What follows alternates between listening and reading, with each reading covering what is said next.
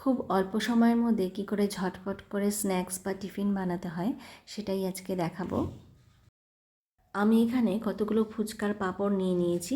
এগুলো যে কোনো মার্কেটে সবসময় অ্যাভেলেবেল আপনারা পেয়ে যাবেন।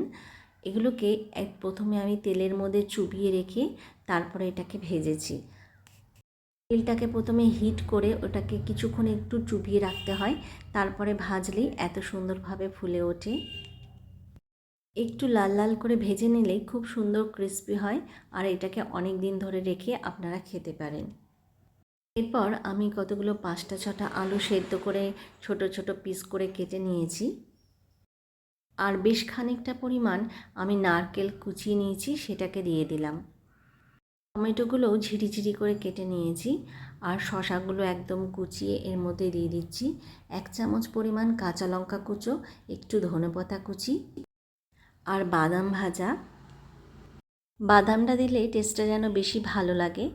এরপরে আমি এখানে 1 চামচ পরিমাণ জলজিরা পাউডার, এটা যে কোনো মার্কেটে পাওয়া যায়, আর হাফ টিস্পুন পরিমাণ বিট নুন আর হাফ টিস্পুন পরিমাণ গোলমরিচের গুঁড়ো দিয়ে দিলাম। শুকনো খোলায় একটু জিরে ভেজে গুঁড়ো করে নিয়েছি, সেটাকে দিয়ে দিলাম। এতে করে ফ্লেভারটা খুবই ভালো আসবে।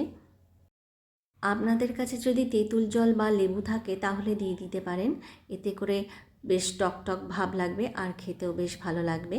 এগুলোকে ভালো করে মিশিয়ে নিচ্ছি। মেশানোর পরে ফুচকা বানিয়েছিলাম, ওগুলোর মধ্যে যে পাপড়িগুলো আছে সেগুলো একটু স্ম্যাশ করে এর মধ্যে ভেঙে ভেঙে দিচ্ছি।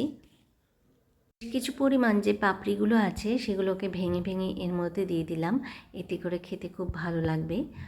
আর 2টো পেঁয়াজ আমি কুচিয়ে রেখেছিলাম, সেই পেঁয়াজ কুচিগুলো এর মধ্যে দিয়ে দেব।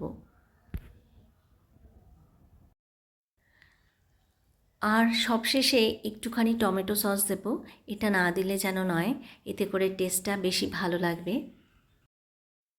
তৈরি হয়ে গেল একদম ঝটপট এবং ইজি একটা স্ন্যাক্স রেসিপি। বিকেলবেলা বা টিফিনে বাচ্চাদের আপনারা এইভাবে বানিয়ে দিলে খেতে খুবই ভালো লাগে, আর খুব অল্প সময়ের মধ্যে এটাকে তৈরি করে খাওয়া যায়।